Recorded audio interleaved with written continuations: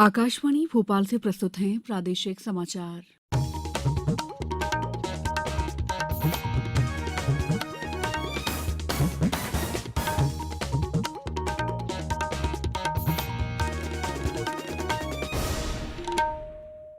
नमस्कार, समाचारों के साथ मैं दीपा सिंह। संसद के दोनों सदनों में अडानी मुद्दे की जांच संयुक्त संसदीय समिति से कराने और अन्य मुद्दों पर आज भी हंगामा जारी रहा।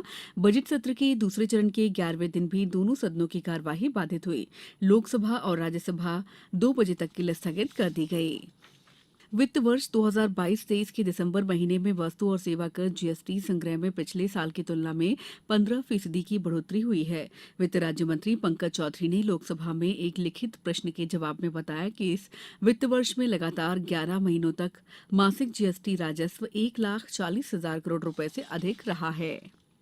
संसदीय कार्य मंत्री प्रहलाद जोशी ने आज कहा कि भारतीय जनता पार्टी के सभी सांसद प्रधानमंत्री नरेंद्र मोदी के लोकप्रिय मासिक रेडियो कार्यक्रम मन की बात की 100वीं कड़ी के पूरा होने पर संदेश प्रसारित करेंगे। संसद भवन परिसर में भाजपा की संसदीय बैठक के बाद मीडिया को जानकारी देते हुए श्री जोशी ने कहा कि प्रधानमंत्री ने सभी सांसदों से विभिन्न कल्याणकारी योजनाओं के बारे में जनता के बीच जागरूकता पैदा करने को कहा है। बैतूल जिले सहित प्रदेश के नर्मदापुरम, इंदौर, उज्जैन और भोपाल संभाग में पिछले दिनों हुई बेमौसम बारिश और ओलावृष्टि के कारण गेहूं उपार्जन केंद्रों में नमी युक्त गेहूं पहुंचने से इन चारों संभागों में 31 मार्च तक समर्थन मूल्य पर गेहूं खरीदी स्थगित कर दी गई है।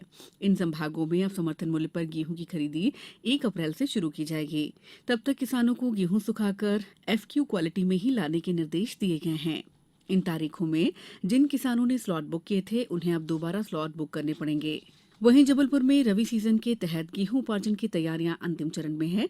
जिले में 1 अप्रैल से गेहूं खरीदी का काम शुरू किया जाएगा। जिले में इस रबी सीजन में गेहूं उपार्जन का लक्ष्य 4.5 लाख टन तय किया गया है। उपार्जन के लिए 130 केंद्र बनाए जाएंगे, जिनमें से एक केंद्र का जिम्मा स्व सहायता समूह या किसी एफपीओ को दिया जा सकता है। केंद्र सरकार ने देश में अरहर की दाल के भंडार की निगरानी के लिए एक समिति का गठन किया है। केंद्र सरकार राज्य सरकारों के सहयोग से आयातकों, मिलों और व्यापारियों के पास गेहूं स्टॉक पर नजर रखेगी। ये फैसला उन खबरों के बाद किया गया है जिसमें बताया गया था कि बड़ी मात्रा में आयात के बावजूद व्यापारी बाजार में अरहर के स्टॉक की बिक्री नहीं कर रहे हैं। उपभोक्ता कार्य, खाद्य और सार्वजनिक वितरण मंत्रालय में अपर सचिव निधि खरे की अध्यक्षता में इस समिति का गठन किया गया है। महिला एवं वित्त निगम की सहायता से डिंडौरी में कोदो कुटकी के विभिन्न उत्पाद और व्यंजन रेसिपियां तैयार की गई हैं। कोदो कुटकी, बर्फी, कुकीज, ब्रेड, टोस्ट, नमकीन और खिचड़ी इत्यादि तैयार किए जा रहे हैं। मिलेट सभी तरह की स्थितियों के लिए अत्यधिक अनुकूल होते हैं। उन्हें पानी, उर्वरक और कीटनाशकों की न्यूनतम आवश्यकता होती है। अन्य अनाजों की तुलना में यह स्वास्थ्य के लिए बेहतर माइक्रो न्यूट्रिएंट प्रोफाइल और बायो एक्टिव पौष्टिक फसल है। प्रदेश का डिंडौरी जिला मिलेट्स में कोदो कुटकी के लिए विख्यात है। कोदो कुटकी का ग्लाइसेमिक इंडेक्स न्यूनतम है। यह व्यक्ति को अधिक समय तक ऊर्जावान बनाए रखता है। अब कुछ समाचार संक्षेप में।